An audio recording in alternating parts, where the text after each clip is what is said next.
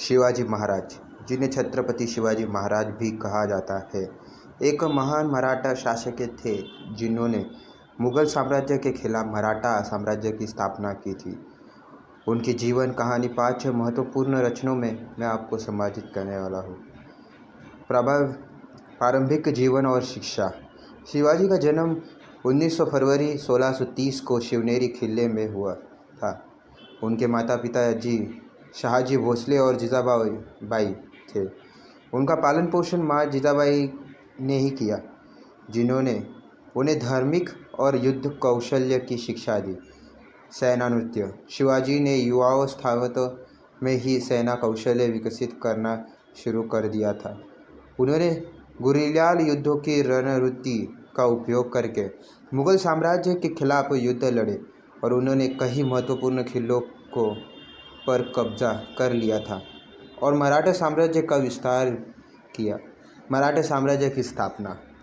शिवाजी ने मुगल साम्राज्य के खिलाफ संघर्ष के दौरान मराठा साम्राज्य की स्थापना की थी। उन्होंने स्वराज्य संग्रह, न्यायिक प्रणाली और सामाजिक सुधारणा किया।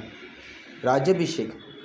1674 में रायगढ़ किले में उनका राज्याभिषेक किया गया, जिससे उन्हें छत्रपति की उपाधि प्राप्त हुई।